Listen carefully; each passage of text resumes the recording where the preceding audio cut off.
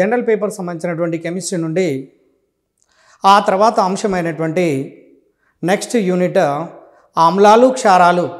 సాధారణంగా ప్రతి గ్రూప్ ఎగ్జామినేషన్లో అడుగుతున్నటువంటి ప్రశ్నలు ఈ యూనిట్ నుండి మనకు కనపడుతున్నవి.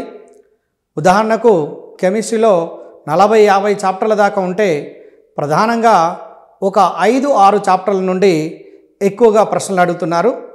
అందుచేత అందులో ప్రధానమైనటువంటి వాటిలో ఆమ్లాలు క్షారాలు, ఆవర్తన పట్టిక మూలకాల వర్గీకరణ, పదార్థము, కర్బన రసాయనిక శాస్త్రములు ప్రధానమైనటువంటివి. అందులో కొన్ని ముఖ్యమైనటువంటివి గత క్లాసులలో చూడడం జరిగింది. అయితే ఇప్పుడు మనం చూడబోయే యూనిట్ పేరు ఏంటంటే ఆమ్లాలు క్షారాలు, యాసిడ్స్ అండ్ బేసెస్. యాసిడ్ అనే పదము యాసిడస్ అనే లాటిన్ పదం నుంచి ఉత్పన్నమైనది. యాసిడస్ అంటే ఇక్కడ పులుపు అనే అర్థము. సాధారణంగా ఆమ్లాలన్నీ పుల్లగా ఉంటాయి. ఉదాహరణకు చింతపండు రసాన్ని తీసుకోండి, నిమ్మకాయ రసాన్ని తీసుకోండి, బత్తాయి రసాన్ని తీసుకోండి. మీరు పులుపుగా ఉన్నటువంటి ఏ రసాన్ని తీసుకున్నా కూడా వాటి లోపల ఆమ్ల లక్షణం ఉంటున్నది లేదా ఆమ్ల పదార్థం ఉంటున్నట్టుగా మనం గుర్తించవచ్చు. అయితే ఇక్కడ ఒక చిన్న విషయాన్ని గమనించాలి.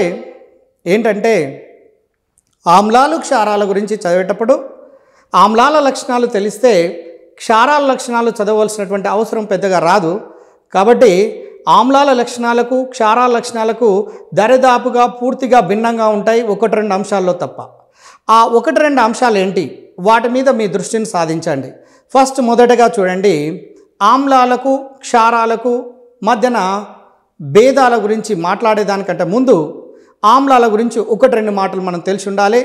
హైడ్రోజన్ను ఆధారంగా చేసుకొని హంఫ్రీ డేవి అనే శాస్త్రవేత్త ఒక నిర్వచనాన్ని ఇచ్చాడు. సాధారణంగా ఆమ్లాలలో హైడ్రోజన్ను కలిగి ఉంటున్నవి అని. అంటే ఇతని ప్రకారము హైడ్రోజన్ను కలిగి ఉన్నటువంటి సమ్మేళనాలు ఆమ్లాలుగా తెలియచేసినాడు. కానీ అన్నింటి లోపల హైడ్రోజన్లు లేనటువంటి కొన్ని సమ్మేళనాలు కూడా ఆమ్ల లక్షణాలు కలిగి ఉంటున్నవి. అయితే ఆ తర్వాత వచ్చినటువంటి లావోయిజర్ అను శాస్త్రవేత్త ఆక్సిజన్ను కలిగి ఉన్నటువంటి సమ్మేళనాలు మాత్రమే ఆమ్లాలుగా తెలియచేసినాడు.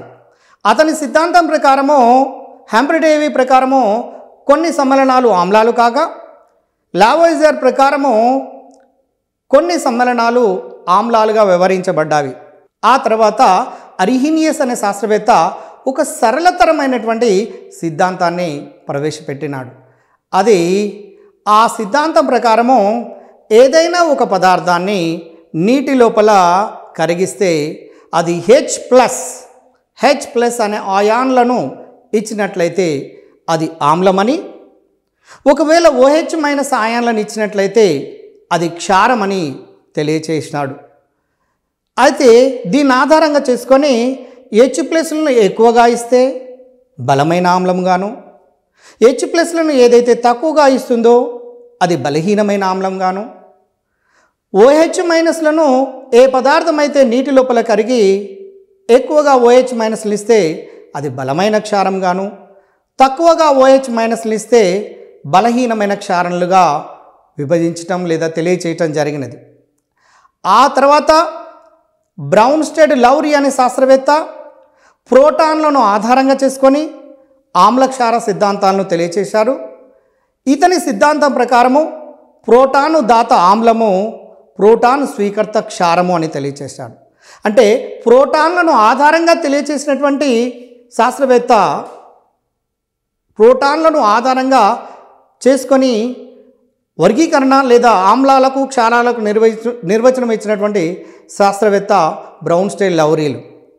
అయితే ఆ తర్వాత ఆధునికమైనటువంటి శాస్త్రవేత్త లూయిస్ సిద్ధాంతం ప్రకారము ఎలక్ట్రాను జంట దాత క్షారము అని స్వీకర్త ఆమ్లంగా తెలియచేసినాడు. ఈ విధంగా వివిధ శాస్త్రజ్ఞులు వేరువేరుగా ఆమ్లక్షారాలను తెలియచేసినప్పటికీ కూడా ఏ ఒక్క సిద్ధాంతము కూడా పూర్తి ఆమ్లక్షారాలను తెలియచేయటం లేదు. అంచేత ఒక్కొక్క సిద్ధాంతంలో కొన్ని ఆమ్లాలు క్షారాలు తెలుస్తున్నాయి కాబట్టి వాటిని ఆధారంగా చేసుకొని మిగిలినటువంటి ధర్మాలను చదువుతూ వస్తున్నాము. అయితే ఆ తర్వాత ఇక్కడ ముఖ్యంగా గమనించాల్సింది ఏంటంటే ఆమ్లాలకు క్షారాలకు మధ్యన వ్యత్యాసాలు. నిత్య జీవితంలో ఎలాంటి ఆమ్లాలు క్షారాలు ఎదురవుతున్నాయి? ఉదాహరణకు సబ్బు అనే దాన్ని తీసుకోండి. సబ్బుతోని మనం స్నానం చేస్తున్నాం, బాత్రూమ్ లోపల సడన్గా జారి పడుతున్నటువంటి సంఘటనలు మనం చూస్తూనే ఉంటుంటాం. కారణం ఏంటంటే సబ్బుకు జారుడు స్వభావాన్ని కలిగి ఉన్నది. జారుడు స్వభావాన్ని కలిగి ఉన్నటువంటి పదార్థం ఏంటిదంటే క్షారము. అంటే సబ్బు యొక్క ద్రావణానికి క్షార గుణం ఉంటుందనేది మనకు తెలుస్తున్నది. అయితే ఇలాంటి నిత్య జీవితం సంబంధించినటువంటి అంశాలను జోడిస్తూ మనం చదువుతూ పోయినట్లయితే ఆమ్లాలు క్షారాలను సులభంగా అర్థం చేసుకొని కాంపిటేటివ్ ఎగ్జామినేషన్లో వస్తున్నటువంటి ప్రతి క్వశ్చన్కు ఆన్సర్ చేయడానికి అవకాశం ఉంటుంది. కాబట్టి ఇప్పుడు చూడండి, గమనించండి. ఆమ్లము క్షారము రెండు భాగాలుగా విభజన చేసుకోండి. ఆమ్లము ఒకవైపు, క్షారము రెండవ వైపు. ఆమ్లాలు చూడండి, ఆమ్లాలు అనేవి రుచికి పుల్లగా ఉంటాయి, ఇవి రుచికి చేదుగా ఉంటాయి. ఒకసారి టేస్ట్ చేసి చూడండి. క్షారాలు అనేటువంటివి రుచికి చేదుగా ఉంటాయి. ఆమ్లాలలో చేయి పెట్టి తాకినట్లయితే నీటిని తాకినట్టుగా కనపడతాయి, కానీ ఒకవేళ క్షార ద్రావణములో మీరు పెట్టి తాకి చూస్తే జారుడు స్వభావాన్ని కలిగి ఉంటుంది. దాన్ని బట్టి ఏది ఆమ్ల ద్రావణమో ఏది క్షార ద్రావణమో తెలుస్తుంది. అదేవిధంగా ఒక అంశము కామన్గా ఉన్నది, ఇవి విద్యుత్ వాహకాలే. ఆమ్లాలు అనేవి తమ గుండా విద్యుత్తును ప్రసరింప చేయనిస్తున్నవి, క్షారాలు కూడా తమ గుండా విద్యుత్తును ప్రసరింప చేయనిస్తున్నవి. అంటే ఏ ద్రావణాలు అయితే తమ గుండా విద్యుత్తును ప్రసరింప చేయనిస్తుంటాయో వాటిని విద్యుత్ విశ్లేష్యాలు లేదా ఎలక్ట్రోలైటులు అంటారు. అంటే ఆమ్లాలు క్షారాలు రెండు కూడా ఎలక్ట్రోలైటులేని అర్థం. అయితే ఒక విద్యుత్ ప్రసరణ జరగాలి అంటే ఒక పదార్థం గుండా స్వేచ్ఛాయుత ఎలక్ట్రాన్లైనా ఉండాలి, లేదా స్వేచ్ఛాయుత ఆయానుల కదలికనన్నా ఉండాలి. అంటే ఈ ద్రావణము లోపల స్వేచ్ఛాయుత ఆయానుల కదలిక ఉంటుంది. కాబట్టి ఆయాన్ల కదలిక కారణంతోనే ఇక్కడ విద్యుత్ ప్రసరణ అనేది జరుగుతూ ఉంటుంది. కాబట్టి డియర్ ఫ్రెండ్స్, జాగ్రత్తగా గమనించండి. ఆమ్లము క్షారము, ఇటు ఆమ్లాలలో pH విలువ 7 కంటే తక్కువగా ఉంటున్నవి, క్షారాలలో pH విలువ 7 కంటే ఎక్కువగా ఉంటున్నవి. మీ అందరికీ తెలుసు, ప్రతి ఆమ్లము క్షారముతో చర్య నుండి లవణము నీటిని ఏర్పాటు చేస్తుంది. అదేవిధంగా ప్రతి క్షారము ఆమ్లంతో చర్య నుండి లవణము నీటిని ఏర్పాటు చేస్తుంది. ఈ చర్యలను తటస్థీకరణ చర్యలు అంటారు.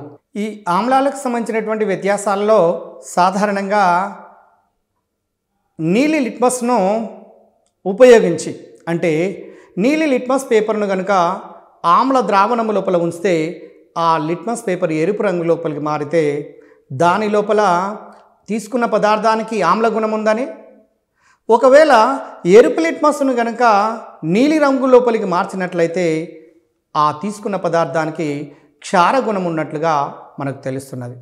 సో దీన్ని బట్టి కొన్ని ఆమ్లాల యొక్క ధర్మాలు, క్షారాల యొక్క ధర్మాల గురించి కొంతవరకు మనకు అవగాహన వచ్చింది. ఆమ్లాలు సాధారణంగా H+లను ఇచ్చేస్తే నీటి లోపల కరిగించినప్పుడు, క్షార పదార్థాలను ఒకవేళ నీటి లోపల కరిగిస్తే OH- హైడ్రాక్సిల్ అనే ఆయాన్లను ఏర్పాటు చేస్తున్నాయి. అయితే ఆమ్లాలలో ప్రధానమైనటువంటి కొన్ని ఆమ్లాలు ఉన్నాయి, వాటి గురించి మనం ఎంతైనా తెలుసుకోవాలి. ఉదాహరణకు సల్ఫ్యూరిక్ ఆమ్లము, హైడ్రోక్లోరిక్ ఆమ్లము, ఎసిటిక్ ఆమ్లము, పాస్పారిక్ ఆమ్లము, అలా ఎన్నెన్నో రకాలైనటువంటి ఆమ్లాలు ఉన్నవి. ఆ ఆమ్లాల గురించి కొన్ని ముఖ్యమైనటువంటి అంశాలు తెలుసుకోవాలి. దానికంటే ముందు ఆమ్లానికి మీరు ఉదాహరణకు నీటిని కలపాలా, నీటికి ఆమ్లాన్ని కలపాలా అనే అంశం మీద గతం లోపల ఒక క్వశ్చన్ అడగటం జరిగింది. అయితే ఇక్కడ గమనించాల్సినటువంటి అంశం ఏంటంటే, ఎట్టి పరిస్థితుల్లో నీరును ఆమ్లానికి కలపకూడదు, గాఢమైనటువంటి ఆమ్లానికి కలపకూడదు. ఎందుకంటే పొగలు వచ్చేసి మంటలు వచ్చే ప్రమాదం ఉన్నది. కాబట్టి ఎప్పుడైనా ఆమ్లాన్ని సజలీకరణము చేసేటప్పుడు సాధారణంగా మనము ఎలా కలపాలి అంటే ఆమ్లాన్ని నీటికి బొట్లుగా మెల్లమెల్లగా కలుపుతూ సజలీకరణము చేయవలసినటువంటి అవసరం ఉన్నది. అయితే ఆ తర్వాత ఇక్కడ గమనించాల్సింది ఏంటంటే సల్ఫ్యూరిక్ ఆమ్లం, దీన్ని గంధకీక ఆమ్లము అంటారు. సాధారణంగా ఈ సల్ఫ్యూరిక్ ఆమ్లం మీద ఎక్కువ ప్రశ్నలు అడుగుతున్నారు. గంధకీక ఆమ్లము లేదా సల్ఫ్యూరిక్ ఆమ్లము, దీన్నే రసాయనములలో రాజు అంటారని గత క్లాస్ లోపల మనం చూడటం జరిగింది. ఇది ఒక బలమైనటువంటి ఆమ్లానికి మంచి ఉదాహరణగా తీసుకోవచ్చు. ఇందులో సల్ఫర్తో కూడుకున్నటువంటి సమ్మేళనం ఇది. అయితే దీని ఫార్ములా H2SO4గా రాస్తాము. ఇది నీటి లోపల కరిగి H+ ఆయాన్లను ఇస్తుంది కాబట్టి ఇది ఆమ్లంగాను, లెడ్ చాంబర్ విధానంలో సల్ఫ్యూరిక్ ఆమ్లాన్ని మనము తయారు చేస్తాము. అంటే స్పర్శ గది పద్ధతి ద్వారా సల్ఫ్యూరిక్ ఆమ్లాన్ని తయారు చేస్తాము. అయితే ఈ సల్ఫ్యూరిక్ ఆమ్లాన్ని కారు బ్యాటరీలలో, ఇన్వర్టర్ల లోపల ఎక్కువగా ఉపయోగిస్తారు. దీన్ని ప్రధానమైనటువంటి ఉపయోగంగా మనం గుర్తుంచుకోవాలి. తర్వాత ఇంకొక అంశం ఏంటంటే, గతం లోపల డిఎస్సీలలో కూడా అడిగారు, ఈ క్రింది వానిలో వాసన లేని ఆమ్లం ఏది? ఎంఎస్సి కెమిస్ట్రీ చదివినటువంటి వాళ్ళకు కూడా ఒక్కొక్కసారి కన్ఫ్యూజన్ ఏర్పడుతుంది. వాసన ఉన్న ఆమ్లాలేవి, వాసన లేని ఆమ్లాలేవి? వాసన లేని ఆమ్లానికి సల్ఫ్యూరిక్ ఆమ్లంగా మనం ద బెస్ట్ ఎగ్జాంపుల్ తీసుకోవచ్చు. అదే హైడ్రోక్లోరిక్ ఆమ్లం కానివ్వండి, నత్రిక్ ఆమ్లం కానివ్వండి, అవి ఘాటైనటువంటి వాసనను కలిగి ఉంటాయి. కాబట్టి వాసన లేని ఆమ్లం ఏది క్రింది వానిలో అంటే సల్ఫ్యూరిక్ ఆమ్లంగా తీసుకోండి. తర్వాత నత్రిక్ ఆమ్లాన్ని తీసుకున్నట్లయితే HNO3 దాని ఫార్ములా. దీన్ని యాస్ఫాల్ట్ విధానంలో తయారు చేస్తారు. ఇది నైట్రోజన్ యొక్క సమ్మేళనము. దీనిని నీటి లోపల కరిగిస్తే H+ ఆయాన్లను విడుదల చేస్తుంది కాబట్టి ఇది ఆమ్లం అని తెలుస్తుంది. ముఖ్యంగా నైట్రిక్ ఆమ్లంను ఎరువుల తయారీ లోపల మరియు ఇతర ప్రేలుడు పదార్థాలకు సంబంధించినటువంటి తయారీ లోపల ఎక్కువగా ఉపయోగిస్తున్నారు. అయితే నిత్య జీవితానికి సంబంధించినటువంటి అంశాన్ని తీసుకుంటే రీసెంట్లీ పోలీస్ కానిస్టేబుల్ దాంట్లో ఒక క్వశ్చన్ ఆమ్లాలకు సంబంధించినటువంటి విషయాన్ని అడిగారు. అంటే ఎసిటిక్ ఆమ్లమును ఉపయోగించి మాంసమును శుద్ధి చేయడం లోపల ఉపయోగిస్తారు. గుర్తుంచుకోండి, ఎసిటిక్ ఆమ్లం లేదా వెనిగర్ను మాంసమును శుద్ధి చేయడం లోపల ఉపయోగిస్తారు. ద ప్రీవియస్లో పోలీస్ కానిస్టేబుల్ ఎగ్జామినేషన్ లోపల అడిగారు. కాబట్టి ఇలాంటి ఆమ్లాలలో అంటే ఎసిటిక్ ఆమ్లము, సల్ఫ్యూరిక్ ఆమ్లము, నత్రిక్ ఆమ్లము, హైడ్రోక్లోరిక్ ఆమ్లము కూడా చాలా బలమైనటువంటిది. ఇది సులభంగా నీటి లోపల కరిగి H+ ఆయాన్లను ఇస్తుంది. దీన్ని స్పిరిట్ ఆఫ్ సాల్ట్ అని కూడా అంటారు. హైడ్రోక్లోరిక్ ఆమ్లాన్ని ఏమంటారంటే స్పిరిట్ ఆఫ్ సాల్ట్. ఈ విధంగా కొన్ని ఆమ్లాలను ఇంపార్టెంట్ అయినటువంటి వాటి మీద కాన్సన్ట్రేట్ చేస్తూ వెళ్ళాలి. మీకు తెలుసు, తేనెటీగలు కుట్టినప్పుడు శరీరం లోపలికి ఫార్మిక్ ఆమ్లము వెళ్తుంది కాబట్టి దానివలన దురద అనేది వచ్చేస్తుంది. ఆ దురదను పోగొట్టడానికి క్షారపు సంబంధించినటువంటి పదార్థాన్ని వాడుతారు. అది బేకింగ్ సోడా ద్రావణాన్ని కనుక వాడి దాని మీద కనుక రుద్దినట్లయితే అక్కడ న్యూట్రలైజ్ అయ్యి మంట తగ్గటానికి అవకాశం ఉంటుంది. కాబట్టి గతంలో తేనెటీగలలో, కందిరీగలలో కుట్టినప్పుడు శరీరంలో పోయే ఆమ్లం ఏది అంటున్నాడు.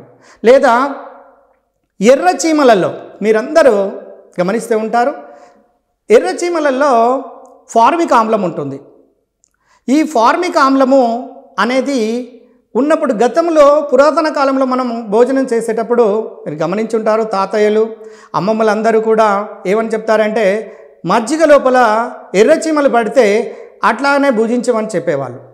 ఎందుకు అన్నారు అంటే ఇక్కడ ఎర్రచీమలలో ఉండబడినటువంటి ఫార్మిక్ ఆమ్లము పరోక్షంగా మన నేత్ర చూపుకు అంటే కంటి చూపుకు దోహదపడుతుంది కాబట్టి దాన్ని ఆ విధంగా తీసుకోమన్నారు. దానివల్ల మనకు ఎటువంటి హాని జరగదు అన్నటువంటి ఉద్దేశంతో దాన్ని తెలియచేయటం జరిగినది. అయితే ఇక్కడ ఆమ్లాలు అనేవి ఎలా ఏర్పడుతున్నాయి అనేది మనం గమనించాలి. కొంచెం లోతైనటువంటి ప్రశ్న, మిగిలినటువంటి వ్యత్యాసాల దగ్గరికి పోయిన తర్వాత ఇంకో కొంచెం లోతైన ప్రశ్న ఎలా అడగొచ్చు అంటే అలోహపు ఆక్సైడులు. జాగ్రత్తగా గమనించండి, ఎందుకంటే పదార్థం అనే చాప్టర్ లోపల అలోహాల గురించి స్పష్టంగా చదివాము. CPS సెంట్రల్ ప్రైమరీ స్కూల్ ద్వారా గుర్తుంచిపెట్టుకోవాలని. కార్బన్, ఫాస్ఫరస్, సల్ఫర్ ఈ మూడు కూడా అలోహాలే. ఈ మూడు అలోహాల యొక్క ఆక్సైడులు లేదా ఏవైనా అలోహాల యొక్క ఆక్సైడులు నీటి లోపల కరిగినట్లయితే ఆమ్లాలను ఇస్తున్నవి. ఉదాహరణకు కార్బన్ డైఆక్సైడ్ తీసుకోండి.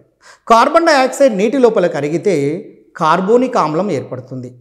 దీనినే సోడా ఆమ్లము అంటారు. సోడా లోపల ఉండే ఆమ్లము కార్బోనిక్ ఆమ్లము, దాని ఫార్ములా H2CO3. గుర్తుంచుకోండి, H2CO3. ఫార్ములాను అడగడానికి అవకాశం తక్కువగా ఉన్నది, కానీ అక్కడ కార్బోనిక్ ఆమ్లం అనే అక్షరాలలో అడగడానికి ఛాన్స్ ఉన్నది, కాబట్టి దాన్ని గుర్తుంచుకోవాల్సినటువంటి అవసరం ఎంతైనా ఉన్నది. అదేవిధంగా సల్ఫర్ డయాక్సైడ్ను నీటి లోపల కరిగిస్తే సల్ఫ్యూరస్ ఆమ్లంను, సల్ఫర్ ట్రయాక్సైడ్ను నీటి లోపల కరిగిస్తే సల్ఫ్యూరిక్ ఆమ్లంను ఏర్పాటు చేస్తున్నది. ఈ ఆమ్లాలు అనేవి ఆమ్ల వర్షాలలో ఉండి నేల యొక్క pH విలువను తగ్గించి పంటల రాబడిని తగ్గించుటలో కారణమవుతున్నాయి. కాబట్టి అక్కడ ఒక రకంగా పొల్యూషన్కు కారణమవుతున్నవి ఈ ఆమ్లాలు అనే విషయం మనకు అర్థమవుతున్నది.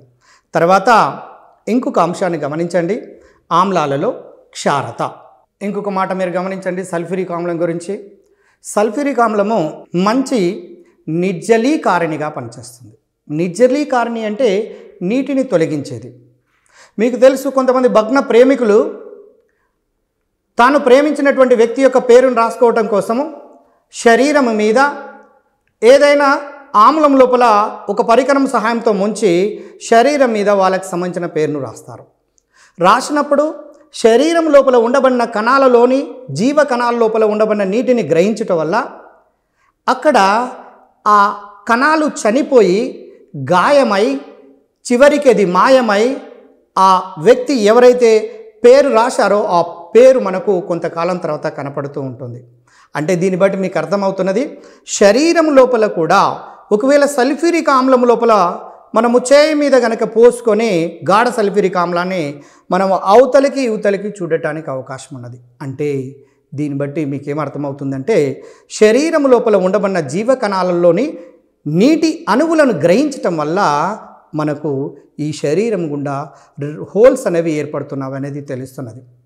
అదేవిధంగా ఇంకొక ముఖ్యమైనటువంటిది కూల్ డ్రింక్స్. రెగ్యులర్గా థమ్సప్, స్ప్రైట్ అని ఎన్నెన్నో కూల్ డ్రింక్స్ను రెగ్యులర్గా తాగుతున్నాము. అవి ఎంత ప్రమాదకరమైనవో ఇటీవల పేపర్ లోపల ఇచ్చినటువంటి అంశాలను బట్టి చూస్తే మీకే అర్థమవుతుంటుంది. కూల్ డ్రింక్స్ లోపల ప్రధానమైనటువంటి ఆమ్లము పాస్పారిక్ ఆమ్లంతో పాటు కార్బన్ డయాక్సైడ్ ఉంటుంది. ఇది అనేక రకాల చెడు పరిణామాలకు దారితీస్తుంది. కాబట్టి సాధ్యమైనంత వరకు కూల్ డ్రింక్స్ను ముట్టుకోకుండా ఉండటం కోసమే ప్రయత్నం చేయాలి, కానీ రెగ్యులర్గా దాన్ని హ్యాబిట్గా చేసినట్లయితే దానివల్ల మనకు అనేక ఇబ్బందులను ఎదుర్కొనే అవకాశం ఉంటుంది. కాబట్టి రేపు శీతల పానీయముల లోపల ఉండే ఆమ్లం ఏది? పాస్పారిక్ ఆమ్లము. ఆమ్లము అనే పదాల లక్షణాలలో క్షారత అనే పదం వస్తుంది. క్షారత అంటే ఆమ్లమును నీటి లోపల కరిగించినప్పుడు విడుదల చేసే H+ ఆయానుల సంఖ్య. ఉదాహరణకు HCl తీసుకోండి. HCl గివ్స్ రైజ్ టు, దాన్ని గివ్స్ మీద నీరు అని రాసేయండి, H+Cl- విడిపోతుంది. అంటే ఈ ఆమ్లానికి క్షారత 1 అని అర్థం.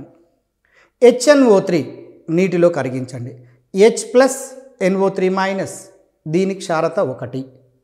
అలాగనే H2SO4ను తీసుకోండి, నీటి లోపల కరిగించండి, 2H++SO4-2, ఇది 2 H+లను ఇస్తుంది. కాబట్టి దీని క్షారత 2. పాస్పారిక్ ఆమ్లాన్ని తీసుకోండి, H3PO4, ఇప్పుడే మనం చదువుకున్నాము కూల్ డ్రింక్లలో ఉండేది. H3PO4ను నీటి లోపల కరిగిస్తే 3H+PO4-3, 3 H+లు ఇస్తుంది. కాబట్టి దీని క్షారత 3. అంటే ఒక ఆమ్లం యొక్క ఫార్ములా తెలిస్తే దాని క్షారతను సులభంగా గుర్తించవచ్చు. ఒకవేళ మనము క్షారాల దగ్గర కనుక వెళితే క్షారాల ధర్మాలలో ఆమ్లత అనేది ఉంటున్నది. మీకు తెలుసు, క్షారము అంటే ఏదైనా ఒక పదార్థాన్ని నీటి లోపల కరిగిస్తే OH- హైడ్రాక్సిల్ ఆయాన్లను ఏర్పరిచేది. అయితే ఇక్కడ NaOH, దీన్ని కాస్టిక్ సోడా అంటారు, గతంలో అడిగినటువంటి ప్రశ్న. ఈ NaOH నీటి లోపల కరిగించండి. చిన్నగా ఆలోచించండి, Na++OH-, ఒక OH- ఇస్తుంది. కాబట్టి దీని ఆమ్లత 1. క్షారాలకైతేనేమో ఆమ్లత ఉంటుంది, ఆమ్లాలకైతేనేమో క్షారత ఉంటుంది. కాబట్టి క్షారాల ధర్మాలను మనం చదువుతున్నాము కాబట్టి అందులో NaOH చూసాము. రెండవ దాన్ని తీసుకోండి, తడి సున్నము, calcium hydroxide CaOH taken to gives rise to Ca+2+2OH minus, అంటే 2 OH మైనస్లు ఇస్తుంది కాబట్టి దీని ఆమ్లత 2. సింపుల్గా మీరు ఊహించండి, ఒక్కసారి మీ పేపర్ పెన్ తీసుకొని AlOH taken 3 AlOH taken 3 aluminium hydroxide దీన్ని నీటి లోపల కరిగిస్తే ఎంత ఆమ్లత ఉంటుందో మీరు చెప్పొచ్చు, లేదా దాని యొక్క ఆమ్లత ఎంత అంటే డైరెక్ట్గా దాన్ని చూడగానే చెప్పొచ్చు 3 అని, ఎందుకంటే OH taken 3 ఉన్నది కాబట్టి. ఈ విధంగా ఆమ్లాలకు క్షారాలకు ఆమ్లత మరియు క్షారతలను గుర్తించడానికి అవకాశం ఉంటుంది. ఆమ్లత క్షారతల విషయం లోపల కూడా అవకాశం ఉన్నది ప్రశ్న, కాబట్టి దాని దృష్టి లోపల పెట్టుకోవాల్సినటువంటి అవసరం ఉన్నది.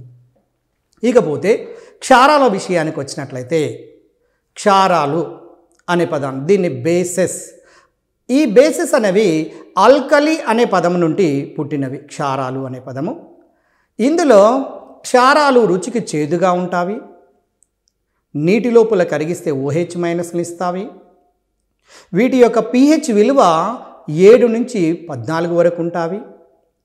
ఇవి తమ గుండా విద్యుత్ ప్రసరణను జరుపుతాయి, కారణము ఇవి ఎలక్ట్రోలైట్లు కాబట్టి ఆయాన్ల ప్రసరణ కదలిక అనేది ఉంటుంది. కాబట్టి NaOH అంటే ద్రావణాలు, క్షార ద్రావణాలన్నీ మంచి విద్యుత్ వాహకాలుగా పనిచేస్తుంటాయి.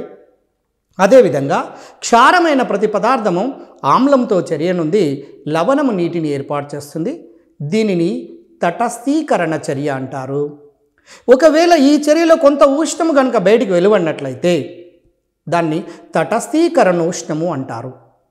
తటస్థీకరణోష్ణము అంటే ఆమ్లము క్షారంతో చర్యనొందిన, క్షారము ఆమ్లంతో చర్యనొందిన వచ్చే ఫలిత పదార్థము లవణము నీరే. అది ఉష్ణమోచక చర్య. చర్యలు 2 రకాలండి, గుర్తుపెట్టుకోండి. ప్రధానమైనవి ఉష్ణమోచక చర్యలు, ఉష్ణగ్రాహక చర్యలు. తెలివి కలిగినటువంటి అభ్యర్థి పదాన్ని ఆధారంగా చేసుకొని వెంటనే గుర్తిస్తారు. ఉష్ణగ్రాహక చర్య, ఏ చర్యల్లోనైతే ఉష్ణం గ్రహించబడుతుందో దాన్ని ఉష్ణగ్రాహక చర్య అని, ఏ చర్యల్లోనైతే ఉష్ణము బయటికి వెలువడుతుందో దాన్ని ఉష్ణమోచక చర్య అంటారు. అంటే ఆమ్లక్షార తటస్థీకరణ చర్యలన్నీ కూడా ఉష్ణమోచక చర్యలు. ఇది తప్పకుండా గుర్తుంచుకోవాలి. ఆ తర్వాత ఇంకొక ముఖ్యమైనటువంటి అంశము సూచికలు అనేవి చాలా ముఖ్యమైనటువంటివి. సూచికలను దేనికి వాడతారంటే పదార్థము ఆమ్ల స్వభావాన్ని కలిగి ఉందా లేదా క్షార స్వభావాన్ని కలిగి ఉందా అనే విషయాన్ని తెలియచేయటం కోసము సూచికలను వాడతారు. సాధారణంగా పరీక్షలలో అడుగుతున్నటువంటి సూచికలు ఫీనాఫ్థలిన్ మరియు మీథైల్ ఆరెంజ్. బాగా గుర్తుంచుకోండి, ఫీనాఫ్థలిన్ మరియు మీథైల్ ఆరెంజ్.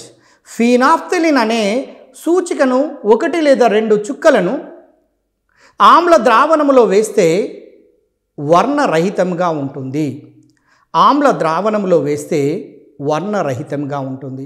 ఒకవేళ ఫీనాఫ్థలిన్ అనే సూచికను క్షార ద్రావణములో వేస్తే పింక్ లేదా రెడ్ కలర్లో వస్తుంది. అంటే సూచికను బట్టి పదార్థం యొక్క స్వభావాన్ని తెలుసుకోవడానికి అవకాశం ఉంటుంది. రెండవది సూచిక మీథైల్ ఆరెంజ్.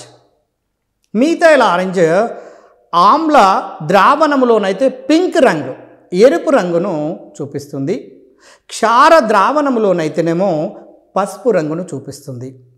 అయితే ఈ సూచికలు ఆమ్ల ద్రావణములో ఏ రంగును, క్షార ద్రావణములో ఏ రంగును చూపిస్తున్నాయో కొంచెం మెల్లగా జాగ్రత్తగా గుర్తుంచుకోవాల్సినటువంటి అవసరం ఉన్నది.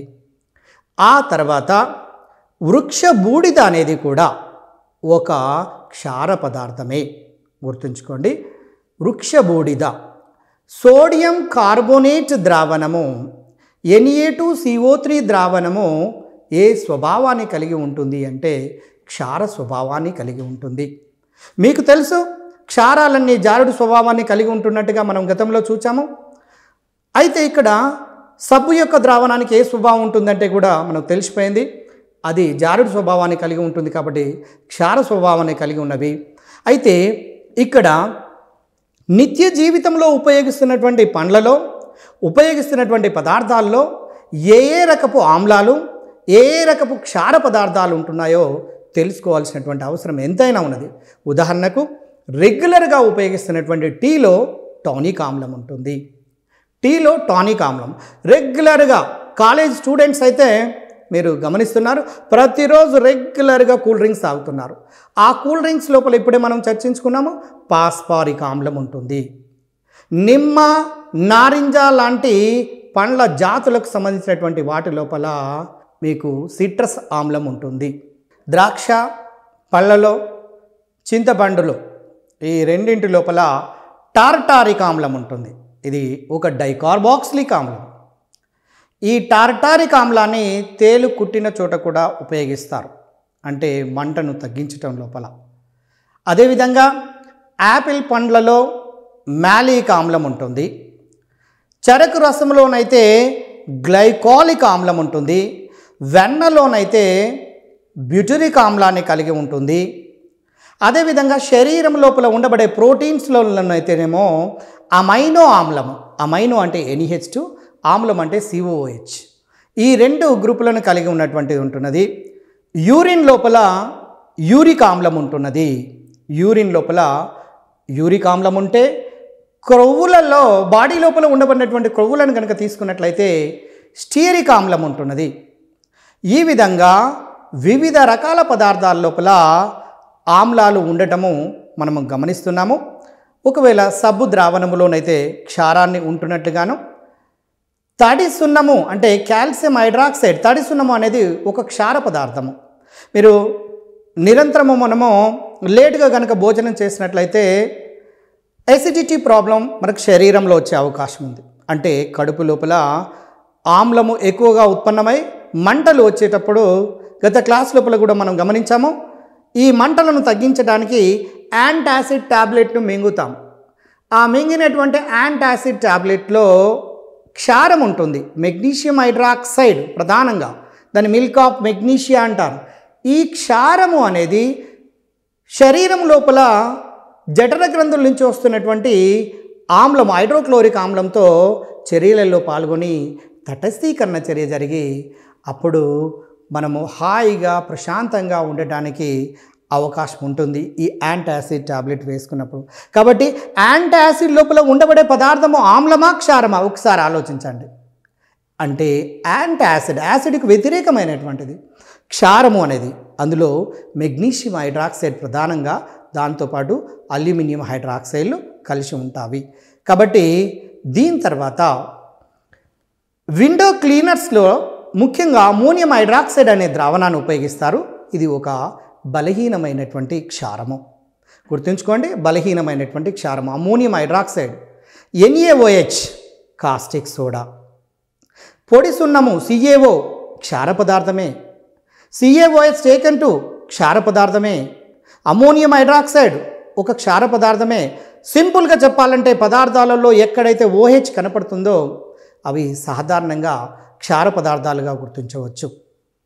తర్వాత pH అనేది ఒక ఇంపార్టెంట్ టాపిక్ అండి. దీంట్లో pH అనే మానాన్ని SPL సోరెన్సన్ అనే శాస్త్రవేత్త తెలియచేయటం జరిగినది. ఈ శాస్త్రవేత్త ప్రకారము రుణ సంవర్గ మానము కలిగినటువంటి H+ ఆయాన్ల గాఢతను pH అంటారు. అయితే pH యొక్క నిర్వచనం అడగడానికి అవకాశం లేదు, కానీ కొన్ని పదార్థాల యొక్క pH విలువల పట్టికను గురించి అడిగే అవకాశం ఉంటుంది. pH విలువ తెలిసినట్లయితే అది ఆమ్లమా లేదా క్షార పదార్థమా కూడా తెలుసుకోవచ్చు. ఉదాహరణకు బయాలజికల్ సైన్స్ చదువుతున్నటువంటి వాళ్ళు కెలోటిస్ అంటే తొండ లాంటి వాటి డైజెషన్ సిస్టమ్ లోపల నీలి లిట్మస్ పేపర్ను, అంటే జీర్ణ వ్యవస్థ లోపల పెడతారు. నీలి లిట్మస్ పేపర్ను కనుక పెడితే అది ఎర్రగా మారితే తొండ యొక్క జీర్ణ వ్యవస్థ లోపల ఎలాంటిది ఉన్నదంటే ఆమ్ల లక్షణాన్ని కలిగి ఉన్నట్టుగా తెలుస్తున్నది.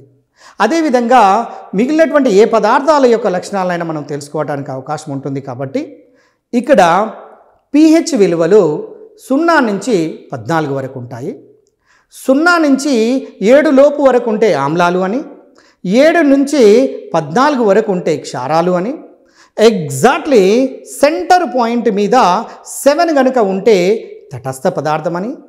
దానికి ద బెస్ట్ ఎగ్జాంపుల్ ఏది తీసుకుంటామంటే వర్షపు నీటిని తీసుకుంటామండి. పరిశుద్ధమైనటువంటి నీరు, దీంట్లో ఎటువంటి పదార్థాలు కరిగి ఉండవు కాబట్టి దీని యొక్క pH విలువ సాధారణంగా శుద్ధమైనటువంటి నీరు కాబట్టి pH విలువ 7గా ఉంటుంది. దాని యొక్క స్వభావము తటస్థంగా ఉంటుంది. ఒకవేళ ఆమ్ల లక్షణాన్ని కలిగి ఉన్నట్లయితే దాని యొక్క pH విలువలు 7 లోపు ఉంటాయి. బలమైనటువంటి ఆమ్లాల యొక్క pH విలువలు 0 నుంచి 3.5 అప్రాక్సిమేట్లీ, 3.5 నుంచి 7 లోపు వరకు ఉంటే బలహీనమైనటువంటి ఆమ్లాలు, 7 నుండి 10.5 వరకు బలహీనమైన క్షారాలు, 10.5 నుంచి 14 లోపు వరకు కనుక ఉంటే బలమైన క్షారాలుగా మనము గుర్తించవచ్చు. అయితే ఇక్కడ మన శరీరం లోపల ఉండబడినటువంటి రక్తము ఎలాంటి స్వభావాన్ని కలిగి ఉంటుంది, ఇలాంటి జనరల్ సంబంధించినటువంటి ప్రశ్నలు అడుగుతున్నారు కాబట్టి ఇక్కడ బ్లడ్ యొక్క pH విలువ 7.32 నుంచి అప్రాక్సిమేట్లీ కొంచెం అడిషనల్గా ఉంటుంది.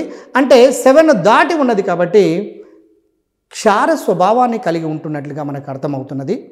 ఈ విధంగా పదార్థం యొక్క pH విలువలను బట్టి ఆ పదార్థము ఆమ్ల స్వభావాన్ని కలిగి ఉందా, క్షార స్వభావాన్ని కలిగి ఉందా అనేది తెలుస్తున్నది. ఉదాహరణకు టూత్ పేస్ట్ కనుక తీసుకున్నట్లయితే దాని యొక్క pH విలువ సుమారుగా 9.1 ఉంటుంది. చూడండి, ఎర్లీ మార్నింగ్ లేవగానే బ్రష్ చేస్తాము.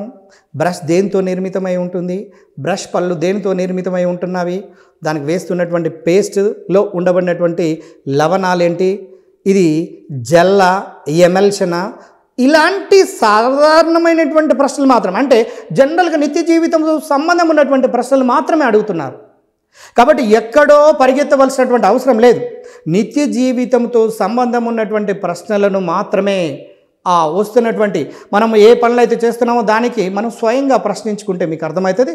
రెగ్యులర్గా మన ఈ టీవీ ద్వారా ప్రసారం చేస్తున్నటువంటి క్లాసులను కనుక మీరు అబ్జర్వేషన్ చేసినట్లయితే అతి సులభంగా మీ అంతటా మీరే కెమిస్ట్రీ లోపల మార్కులు సాధించడానికి అవకాశం ఉంటుందని నా ప్రగాఢమైనటువంటి విశ్వాసము. ఇప్పటి వరకు చదివినటువంటి ఆమ్లాలు, క్షారాల అంశాలను ఆధారంగా చేసుకున్న తర్వాత pH విలువలను బట్టి కూడా కొన్ని సందర్భాల్లో ప్రశ్నలు అడుగుతున్నారు కాబట్టి ఈ pH విలువల పట్టికను నోట్ చేసుకోవడానికి ప్రయత్నం చేయండి. ఒకసారి వాటిని అబ్జర్వ్ చేయండి. ఆ విలువలను ఆమ్లయుతంగా ఉన్నాయా, క్షారయుతంగా ఉన్నాయా. ఉదాహరణకు గ్యాస్ట్రిక్ రసాన్ని తీసుకుంటే దాని యొక్క pH విలువ 1 నుంచి 2 ఉన్నది. మీకు తెలుసు 7 లోపల ఉంటే అది ఆమ్ల లక్షణం ఉంటుంది. అంటే గ్యాస్ట్రిక్ రసానికి ఆమ్ల లక్షణం ఉంటున్నట్టుగా అర్థమవుతున్నది. అదేవిధంగా ద్రాక్ష రసాన్ని కనుక తీసుకుంటే దాని యొక్క pH విలువ 3.2. అంటే ద్రాక్ష రసం కూడా పుల్లనిదే కాబట్టి దీనికి ఆమ్ల లక్షణం ఉన్నట్టుగా అర్థమవుతున్నది. బత్తాయి రసాన్ని తీసుకోండి. బత్తాయి ఆ రసం యొక్క pH విలువను తీసుకున్నట్లయితే 3.5 వరకు ఉంటుంది. ఇది కూడా ఆమ్ల లక్షణాన్ని కలిగి ఉంటున్నది. వెనిగర్ దీని యొక్క pH విలువను గమనిస్తే 4.3 వరకు ఉంటుంది. యూరిన్ యొక్క pH విలువను మీరు గమనించి చూడండి, 4.8 నుండి సుమారుగా 7.5 వరకు ఉంటుంది. అంటే విసర్జించబడే పదార్థం లోపల ఉండబడినటువంటి అణుఘటకాలను బట్టి ఇది ఆమ్లమా, క్షారమా అని మనము చెప్పవచ్చు. అదేవిధంగా మీరందరూ పెన్ను, పేపర్ని తీసుకొని మెల్లగా ఈ pH విలువల పట్టికను మెల్లగా రాసుకొని వాటిని అబ్జర్వ్ చేయండి. ఆమ్లమా, క్షార ద్రావణమా, తటస్థ పదార్థమా. ఉదాహరణకు సోడా నీరుని తీసుకోండి. సోడా నీరుని తీసుకున్నట్లయితే దాని pH విలువ 5.5. అంటే సోడాకు ఆమ్ల లక్షణం ఉందా, క్షార లక్షణం ఉందా మీరే చెప్పచ్చు. ఆమ్ల లక్షణం ఉంది, ఎందుకంటే pH విలువ 7 లోపల ఉంది. కాఫీని తీసుకోండి, 4.8 అప్రాక్సిమేట్లీ. బీరు, అలాంటి బీరు యొక్క pH విలువను గమనించండి, 4.4. ఈ pH విలువ అంటే బీరు యొక్క pH విలువ 4.4 అంటే ఒక రకంగా మనం బీరును తాగుతున్నాము అంటే ఆమ్ల లక్షణము కలిగినటువంటి పదార్థాన్ని మన శరీరం లోపలికి నింపుతున్నట్లే లెక్క. అలాగనే అరటి జ్యూస్ కనుక తీసుకుంటే 5.0 అంటే ఇది కూడా ఆమ్ల లక్షణాన్ని కలిగి ఉంటుంది. క్యారెట్ జ్యూస్ యొక్క pH విలువను తీసుకుంటే 6గా ఉన్నది. అదేవిధంగా సారవంతమైనటువంటి నేల యొక్క పిహెచ్ విలువను గమనించండి, 6 నుంచి 7గా ఉన్నది. అంటే 7 లోపల ఉంటున్నది కాబట్టి కొంతవరకు ఆమ్ల లక్షణం ఉన్నట్టుగాను. మీ గతంలో మనం చదువుకున్నాము టూత్పేస్ట్ యొక్క పిహెచ్ విలువ ఎంతవరకు ఉంటుందంటే 9.1 వరకు. అంటే 9.1 అంటే టూత్పేస్ట్ అన్నది ఆమ్లమా క్షారమా అంటే 7 కంటే ఎక్కువగా ఉంటుంది కాబట్టి క్షార పదార్థము అనేది మనకు స్పష్టంగా అర్థమవుతున్నది. ఇక్కడ పిహెచ్ విలువలను మెల్లగా అబ్జర్వ్ చేయండి, మీకే తెలిసిపోతుంది. ఆ తర్వాత సముద్రపు యొక్క నీరుని తీసుకోండి. సముద్రపు నీటి లోపల మీరు పరిశీలన చేయండి, దాని యొక్క పిహెచ్ విలువను కనుక పరిశీలన చేస్తే 8 దాకా ఉంటున్నది. అంటే సముద్రపు నీటి యొక్క పిహెచ్ విలువ 8 అయితే బేకింగ్ సోడా లేదా తినే సోడా ద్రావణం యొక్క పిహెచ్ విలువను గమనిస్తే 8.2 వరకు ఉంటున్నది. అంటే ఇది కూడా ఎలాంటి లక్షణం కలిగి ఉన్నది అంటే క్షార లక్షణాన్ని కలిగి ఉన్నది. అప్పుడే పిండిన పాల యొక్క పిహెచ్ విలువ ఎంత? ఇటీవల కాలం లోపల అడిగినటువంటి ప్రశ్న ఈ విధంగా ఉన్నది. అంటే దాని యొక్క పిహెచ్ విలువ 6. అంటే అప్పుడే పిండినటువంటి పాల యొక్క పిహెచ్ విలువ 6 అంటే దానికి ఆమ్ల లక్షణం కలిగి ఉంటున్నట్టుగా మనకు అర్థమవుతున్నది. అదేవిధంగా పాలు ఒకవేళ పెరుగుగా మారినట్లయితే దాని యొక్క పిహెచ్ విలువ సాధారణంగా 6 లోపు వరకే ఉంటున్నది. కాబట్టి ఈ విధమైనటువంటి పిహెచ్ విలువలు సురక్షితమైనటువంటి నీటి యొక్క పిహెచ్ విలువను తీసుకుంటే సుమారుగా 6.5 నుంచి 7.5 వరకు ఉంటున్నవి అప్రాక్సిమేట్ వాల్యూస్. దీన్ని మీరు గమనించి చూడండి. దీన్ని బట్టి పిహెచ్ విలువను బట్టి ఒక ఆమ్ల పదార్థమా క్షార పదార్థం అనేది మనకు తెలుస్తున్నది. ఆ తర్వాత కారు బ్యాటరీ లోపల ఉపయోగిస్తున్నటువంటి క్షారము పొటాషియం హైడ్రాక్సైడ్. ఇంకొకటి ఆక్వారీజియా అనేది మనకు ఇంపార్టెంట్ ఒక అంశము. ఇది ఆమ్లాలకు సంబంధించినటువంటి 3 భాగముల HCl, 1 భాగము HNO3 అంటే 3 భాగముల హైడ్రోక్లోరిక్ ఆమ్లము, 1 భాగము నత్రిక ఆమ్లంల కలయిక గనక జరిగినట్లయితే దాన్ని ఆక్వారీజియా అంటారు. దీనిని బంగారము కరిగించుట లోపల ఉపయోగిస్తున్నారు. ఈ విధంగా ఆమ్లాలు క్షారాలలో ముఖ్యమైనటువంటి అంశాలను మనము పరిశీలించవలసిందిగా కోరుతున్నాను. మీరు ఈ విధమైనటువంటి కోణంలో ఈ ఆమ్లాలు క్షారాలు అనే చాప్టర్ను కనుక చదివినట్లయితే అంటే ఆమ్ల లక్షణాలు క్షార లక్షణాలు, ఆమ్లాలలో కొన్ని ప్రధానమైనటువంటివి నేను ఇప్పుడే గుర్తు చేశాను. అవి ఏంటివి అంటే పాస్పారిక్ ఆమ్లము 1, ఎసిటిక్ ఆమ్లము 2, హైడ్రోక్లోరిక్ ఆమ్లము 3, సల్ఫ్యూరిక్ ఆమ్లము 4, నత్రిక్ ఆమ్లము 5 ప్రధానమైనటువంటి ఆమ్లాలు గుర్తుంచుకోండి. క్షారాలలోనైతే NaOH caustic soda, sodium hydroxide, రెండవది కాల్షియం హైడ్రాక్సైడ్ తడి సున్నము, మూడవది అల్యూమినియం హైడ్రాక్సైడ్ AlOH టేకన్ 3. మీకు ఇది యాంటీ యాసిడ్ లోపల ఉపయోగిస్తారు అన్నటువంటి విషయాన్ని మనము చదివాము.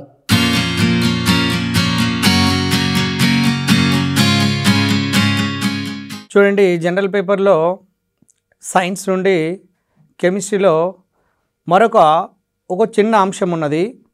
ఆ అంశం ఏంటంటే ఇంధనాలు లేదా ఫ్యూయల్స్. ఇంధనాల గురించి మనము నేర్చుకోవాల్సినటువంటి అవసరం ఎంతైనా ఉన్నది. ప్రస్తుతము ఒక ప్రదేశం నుంచి ఇంకొక ప్రదేశానికి ఒక వెహికల్ ద్వారా పోవాలి అంటే తప్పకుండా ఇంధనాన్ని ఉపయోగించవలసినటువంటి అవసరం ఉన్నది.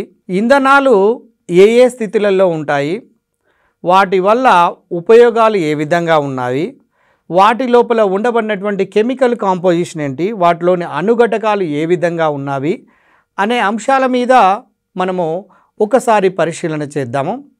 ఇందులో ఇంధనాలకు సహజంగా మండే స్వభావాన్ని కలిగి ఉంటున్నవి. ముఖ్యంగా ఇంధనాలను గనుక పరిశీలించినట్లయితే వాటిలో హైడ్రోకార్బనులు ఉంటున్నాయి. మీకు తెలుసు, హైడ్రోకార్బనులు అంటే ఏ సమ్మేళనాలైతే హైడ్రోజన్ మరియు కార్బనుల చేత నిర్మితమై ఉంటాయో వాటిని హైడ్రోకార్బన్లు అంటారు. ఉదాహరణకు పెట్రోల్ను తీసుకుందాం, దీన్ని గ్యాసోలిన్ అంటారు. గతంలో అడిగిన ప్రశ్ననే.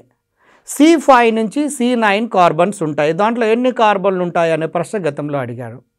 అందులోపల ఉండబడినటువంటి అణుఘటకాలను కనుక పరిశీలిస్తే హైడ్రోకార్బన్ల మిశ్రమమే ఉన్నది. కాబట్టి సాధారణంగా ఇంధనాలు హైడ్రోకార్బన్ల మిశ్రమంగా ఉన్నవి.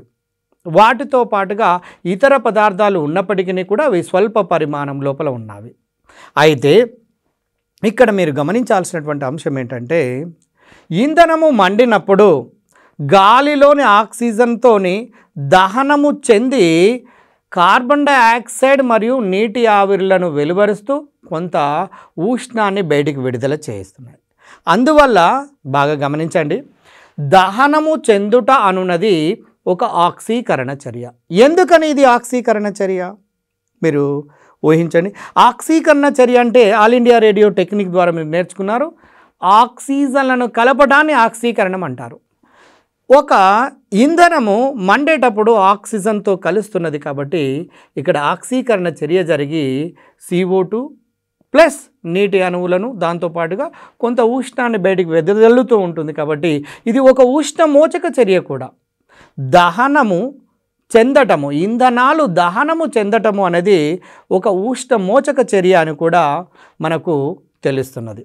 అయితే ఇక్కడ ఇంధనాల విషయానికి వచ్చినట్లయితే ఘనస్థితి లోపల ఉండబడినటువంటి ఇంధనాలు, ద్రవస్థితి లోపల ఉండబడినటువంటి ఇంధనాలు, వాయుస్థితి లోపల ఉండబడినటువంటి ఇంధనాలు ముఖ్యంగా 3 ప్రధానమైనవి.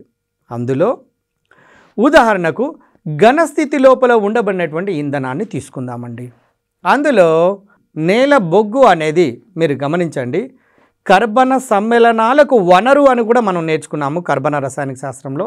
బొగ్గు అనేది వృక్షాలు లేదా జంతువుల యొక్క కళేబరాలు లేదా వాటికి సంబంధించినటువంటి పదార్థాలు, గట్టి పదార్థాలన్నీ కూడా భూమి లోపల కప్పబడి అధిక ఉష్ణోగ్రత పీడనాలకు లోనైనప్పుడు చివరికి బొగ్గు అనే ఒక పదార్థంగా మారుతూ ఉంటుంది.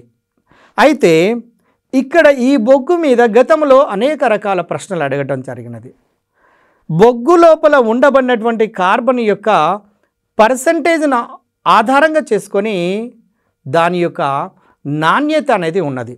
అందువల్ల ఇక్కడ ఒక చిన్న టెక్నిక్ ద్వారా ప్లబా PLBA ప్లబా అనే ఒక పదాన్ని గుర్తుపెట్టుకొని పీట్, L లిగ్నైట్, బిటామినస్, ఆంథ్రసైట్.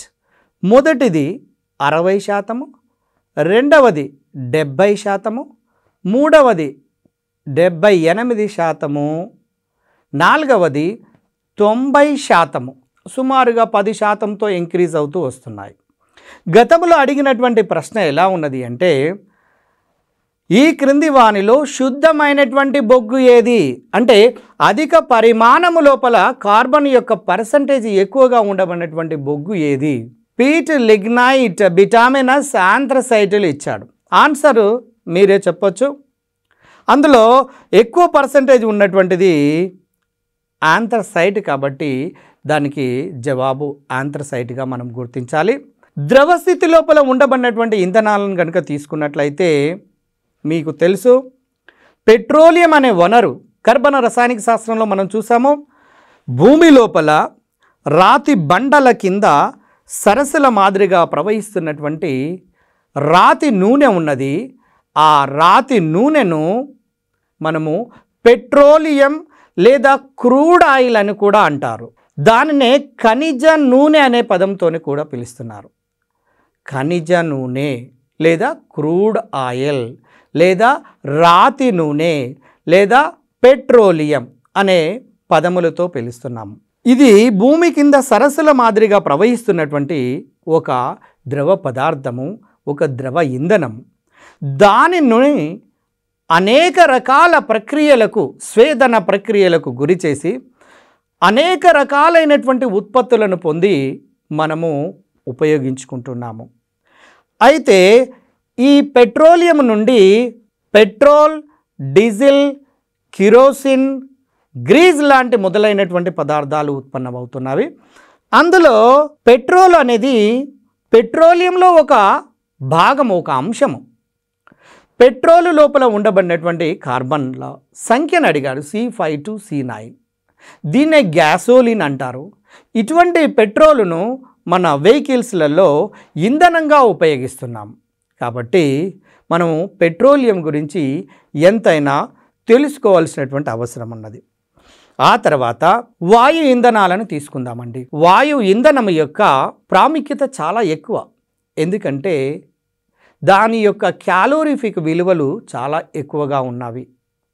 క్యాలోరిఫిక్ విలువ అంటే ఏంటిది అనేది మీరు ప్రశ్న వేసుకొని చూస్తే, ఒక నిర్ణీత భారము కలిగినటువంటి పదార్థము మండినప్పుడు వెలువడే ఉష్ణరాశిని క్యాలోరిఫిక్ విలువ అంటారు.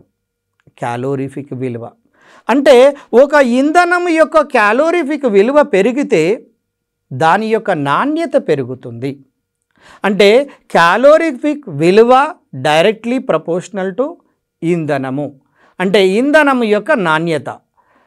కాబట్టి దీన్ని బట్టి మనం ఒక అవగాహనకు రావచ్చు. క్యాలోరిఫిక్ విలువలు కనుక ఒక 10 విలువలు ఇస్తే ఆ 10 విలువలలో దేనికి క్యాలోరిఫిక్ విలువ ఎక్కువగా ఉంటే దాని నుండి అధికమైనటువంటి శక్తి వస్తుందనేది మనకు అర్థమవుతున్నది. ఉదాహరణకు పిడకల యొక్క క్యాలోరిఫిక్ విలువ చాలా తక్కువగా ఉన్నది. ద్రవస్థితి లోపల ఉండబడినటువంటి హైడ్రోజన్ యొక్క క్యాలోరిఫిక్ విలువ చాలా ఎక్కువగా ఉన్నది. మరి దేని యొక్క క్వాలిటీ ఎక్కువగా అంటే ద్రవస్థితి లోపల ఉండబడినటువంటి హైడ్రోజన్ యొక్క క్యాలోరిఫిక్ విలువ ఎక్కువ. కాబట్టి ఈ ఇంధనం యొక్క ప్రామాణికత ఎక్కువగా మనము తెలియచేయవచ్చును. అదేవిధంగా నిరంతరం ఉపయోగిస్తున్నటువంటి మన కిచెన్ రూమ్ లోపల ఉపయోగిస్తున్నటువంటి ఎల్పిజి గ్యాస్ గురించి ఒకసారి పరిశీలనాత్మకంగా చూడండి. ఎందుకంటే గతం లోపల అడిగినటువంటి ఏ గ్రూప్ ఎగ్జామినేషన్లోనైనా గ్రూప్ 1, గ్రూప్ 2, ఈవెన్ సివిల్స్ ప్రిలిమ్స్లలో కూడా చాలా సందర్భాల్లో అడిగినటువంటి ప్రశ్నలు ఉన్నవి. అయితే ఈ కిచెన్ రూమ్ లోపల ఉపయోగిస్తున్నటువంటి సిలిండర్ లోపల ఉండబడినటువంటి ఎల్పిజి గ్యాస్ను, ఎల్పిజి అంటే లిక్విడ్ పెట్రోలియం గ్యాస్. మొదట వాస్తవానికి అది గ్యాస్ రూపంలోనే ఉంటుంది. ఆ గ్యాస్ రూపంలో ఉన్నప్పుడు అణువులు చాలా చాలా దూరంగా ఉంటాయి. కానీ అధిక పీడనానికి లోను చేసినప్పుడు అణువుల మధ్య దూరం అనేది తగ్గి, అణువుల మధ్య దూరము తగ్గుట వలన ఉష్ణోగ్రత తక్కువగా ఉండటం వలన అది వాయు స్థితి నుంచి ద్రవ స్థితికి చేరుకుంటుంది. అంటే మనము ఊపి చూసినట్లయితే సిలిండర్ను మీకు అర్థమవుతుంది. అదేవిధంగా ఎల్పిజి గ్యాస్ లోపల ప్రధానమైనటువంటి వాయువు ఏది అని ఎన్నో సందర్భాల్లో అడిగినటువంటి ప్రశ్న. దానికి సుమారుగా నేను అనుకుంటాను దానికి జవాబు తెలియనటువంటి వ్యక్తులే ఉండరు గ్రూప్ 2 రాసేవాళ్ళు. నార్మల్ బ్యూటేన్ అని ఆర్ట్స్ చదివిన సైన్స్ చదివిన అవలీలగా చెప్పేస్తుంటుంటారు. కానీ ఇటీవల జరుగుతున్నటువంటి ఇక రాబోయే ఎగ్జామినేషన్లో మన టీఎస్పిఎస్సి వాళ్ళు నిర్వహించినటువంటి ఎగ్జామినేషన్ బట్టి చూస్తే దానిలో కొంత సంక్లిష్టతను పెంచే అవకాశం ఉన్నది. అది ఏంటంటే దానిలో ఎల్పిజి గ్యాస్లో ఒక నార్మల్ బ్యూటేనే కాకుండా ఈథేన్ 2 కార్బన్లు కలిగినది, ప్రోపేన్ 3 కార్బన్లు కలిగినది, బ్యూటేన్ 4 కార్బన్లు కలిగినది, అదేవిధంగా ఐసోప్రోపీన్ లాంటి వివిధ సమ్మేళనాలతోని అది నిర్మితమై ఉన్నప్పటికీ కూడా అతి ప్రధానమైనటువంటిది మాత్రం నార్మల్ బ్యూటేన్. ఒకవేళ ప్రశ్నను కాంప్లికేటెడ్గా లేదా సంక్లిష్ట స్థాయిని పెంచదలుచుకున్నట్లయితే పేపర్ సెట్టర్స్ ఇంతవరకు అందరూ కేంద్రీకరించినటువంటిది ఒక బ్యూటేనే కాకుండా మిగిలినటువంటి వాయువుల మీద కూడా మీరు దృష్టి సాధించవలసినటువంటి అవసరం ఉన్నది. అయితే ఎల్పిజి గ్యాస్ ఒకవేళ ఏదైనా ప్రమాద కారణంతోనే మనకు కిచెన్ రూమ్ లోపల కనుక లీకేజ్ అయినట్లయితే మనకు దానికి అంటూ ఒక ప్రత్యేకమైనటువంటి వాసన అనేది కనుక లేకపోతే మనం గుర్తించలేము. కాబట్టి దానికి మీథైల్ మెర్కాప్టాన్ CH3SH ఇక్కడ ఫార్ములా అడగటం లేదు. మీథైల్ మెర్కాప్టాన్ అనే ఒక సమ్మేళనాన్ని ఈ సిలిండర్ లోపల ఉండబడినటువంటి ఎల్పిజి గ్యాస్ కలుపుతున్నారు. అందుచేత ఎప్పుడైతే లీక్ అవుతుందో ఒక రకమైనటువంటి స్మెల్ వస్తుంది. వెంటనే మనము ఓహో ఇక్కడ ఎల్పిజి గ్యాస్ లీక్ అవుతుందని గుర్తించి దానికి సంబంధించినటువంటి జాగ్రత్తలను మనం తీసుకుంటున్నాము. అయితే ఇక్కడ ఇంకొక పదం తెలవాలి. ఇది నాకింగ్. నాకింగ్ అనే పదం ఏంటిదంటే వాహనాలు వెళ్ళేటప్పుడు ఒక రకమైనటువంటి శబ్దాన్ని ఇస్తుంటుంటాయి. అలాంటి శబ్దాన్ని నాకింగ్ అంటారు. అయితే ఈ నాకింగ్ అంటే శబ్దము ఎక్కువగా రాకుండా టెట్రాఈథైల్ లెడ్ అనే ఒక సమ్మేళనాన్ని పెట్రోలుకు కలిపి మన వాహనములను నడుపుతూ ఉన్నాము.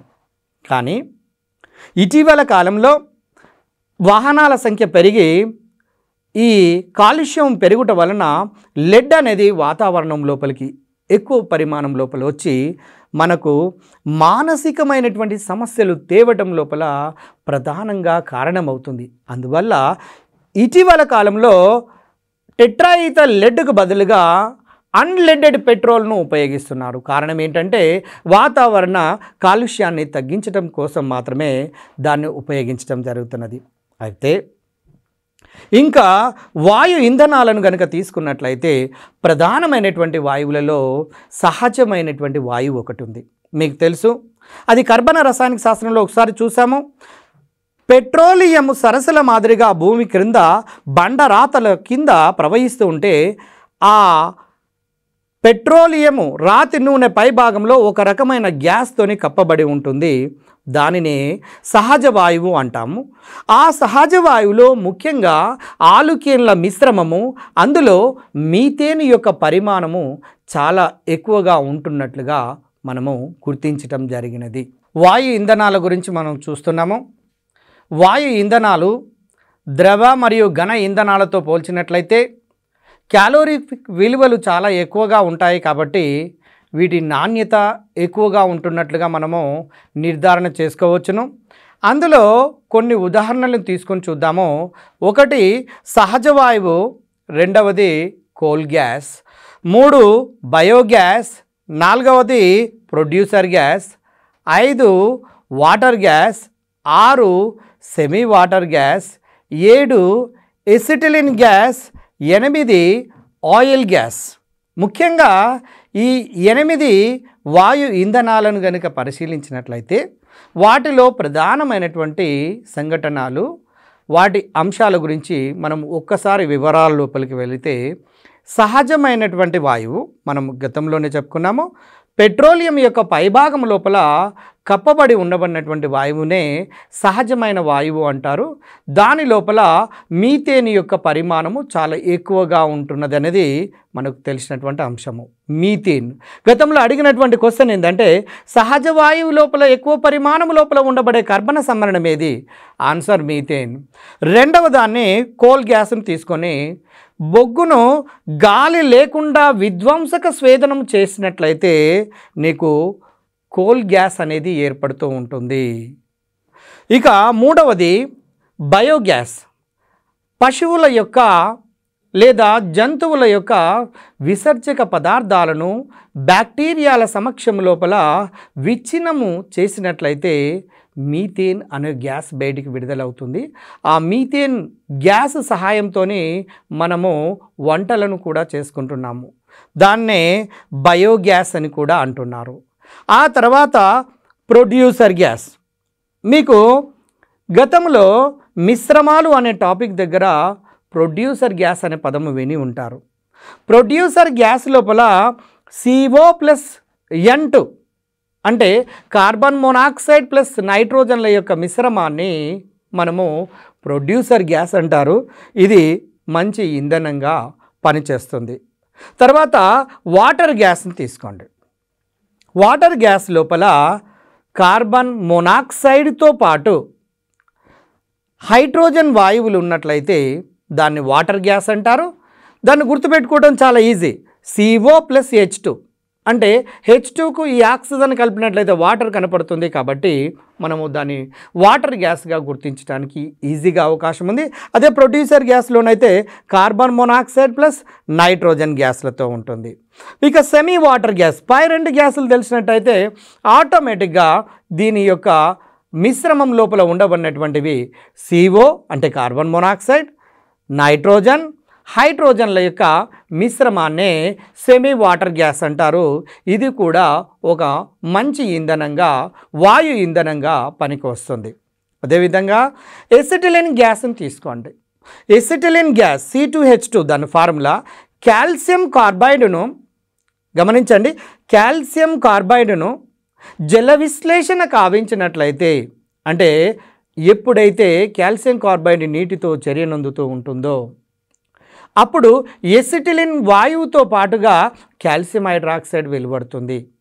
సో ఇటువంటి ఎసిటిలిన్ వాయువును మనము ఒక ఇంధనంగా ఉపయోగిస్తారు. కారణం ఏంటంటే ఇది కూడా హైడ్రోకార్బన్ల యొక్క మిశ్రమమే కాబట్టి. ఆ తర్వాత ఆయిల్ గ్యాస్ని కనుక తీసుకున్నట్లయితే కిరోసిన్ను గాలి లేకుండా ఉష్ణ వియోగము చెందించినట్లయితే ఆయిల్ గ్యాస్ అనేది ఏర్పడుతూ ఉంటుంది. ఇలాంటి ఆయిల్ గ్యాస్ కూడా ఒక వాయు ఇంధనానికి ఉదాహరణ. ఇప్పుడు మనం చూసినటువంటి ఈ 8 రకాల వాయు ఇంధనాలు మనకు జీవితంలో అనేక రకాలుగా మనకు ఉపయోగపడుతూ ఉన్నాయి.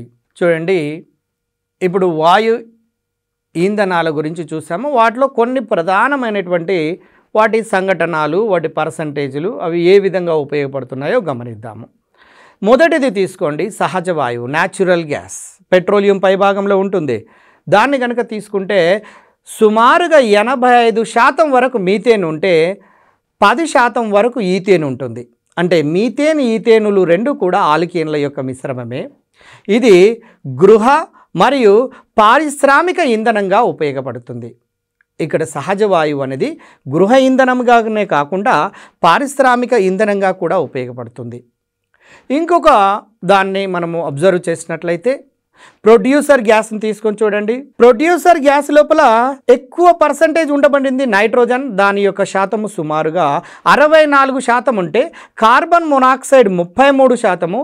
అదే కార్బన్ డైఆక్సైడ్ యొక్క పర్సంటేజ్ 3 మాత్రమే. మళ్ళొకసారి గమనించండి, nitrogen 64%, carbon monoxide 33%, carbon dioxide 3%. ఈ ప్రొడ్యూసర్ గ్యాస్ అనేది స్టీలు మరియు గాజు పరిశ్రమల లోపల ఉపయోగిస్తారు. ఇక ముఖ్యమైనటువంటి వాటిని మనం పరిశీలన చేస్తున్నాము. అందులో ఇంకొకటి వాటర్ గ్యాస్. మీకు తెలుసు, వాటర్ గ్యాస్లో ప్రధానమైనటువంటిది కార్బన్ మోనాక్సైడ్ ప్లస్ హైడ్రోజన్. ఇందులో సుమారుగా హైడ్రోజన్ యొక్క పర్సంటేజ్ని కనుక చూసినట్లయితే 45 నుంచి 50% వరకు, కార్బన్ మోనాక్సైడ్ పర్సంటేజ్ని గమనించినట్లయితే 40 నుంచి 50% వరకు, కార్బన్ డైఆక్సైడ్ యొక్క పర్సంటేజ్ని గమనిస్తే 4% వరకు ఉంటుంది. నైట్రోజన్ పర్సంటేజ్ను గమనిస్తే 3% వరకు ఉంటుంది. ఈ మొత్తం యొక్క మిశ్రమాన్ని వాటర్ గ్యాస్ అంటున్నాము. ఇది పారిశ్రామిక ఇంధనంగా ఉపయోగపడుతుంది. పారిశ్రామిక ఇంధనంగా వాటర్ గ్యాస్ అనేది ఉపయోగపడుతుంది.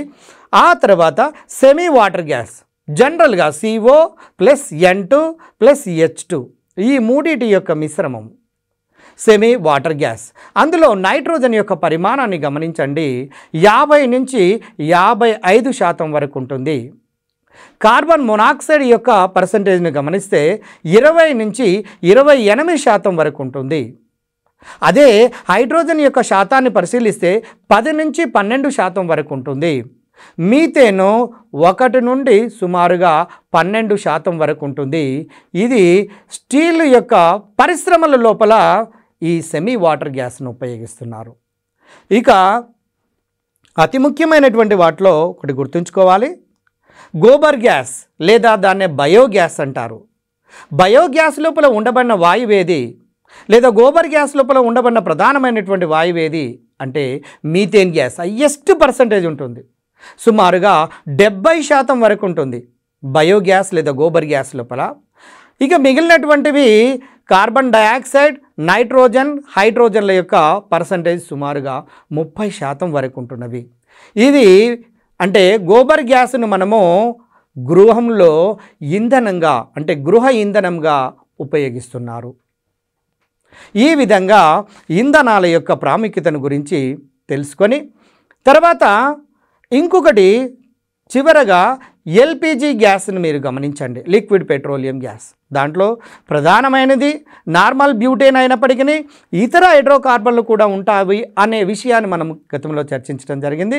నార్మల్ బ్యూటేన్ యొక్క పర్సంటేజ్ సుమారుగా 30 నుంచి 40% వరకు ఉంటే, ప్రోపిన్ 2.8%, ప్రొపిలిన్ 2.5%, ఐసోబ్యూటేన్ సుమారుగా 30 నుంచి 40% ఉంటుంది. ఈ ఎల్పిజి గ్యాస్ను గృహాల్లో ఇంధనంగా ఉపయోగిస్తున్నాము. కాబట్టి ఇక్కడ ఘనస్థితి లోపల ఉండబడిన ఇంధనాలు, ద్రవ స్థితి లోపల ఉండబడిన ఇంధనాలు, వాయు స్థితి లోపల ఉండబడిన ఇంధనాలు, వాటి యొక్క క్యాలోరిఫిక్ విలువల పట్టికను మీరు గమనించినట్లయితే మీకు ఏది మంచి ఇంధనము, ఏది మామూలు ఇంధనము, ఏది బాగా ఉపయోగపడుతుంది అనే విషయాలు మీకు స్పష్టంగా మీకు అర్థమైపోతుంటాయి. కాబట్టి వీటిని పరిశీలనాత్మకంగా గమనించి రేపు రాబోయే గ్రూప్ 2 పరీక్షలలో ఇలాంటి తరహా ప్రశ్నలు అడిగినప్పుడు సులభంగా మీరు జవాబు చేయడానికి అవకాశం ఉంటుంది.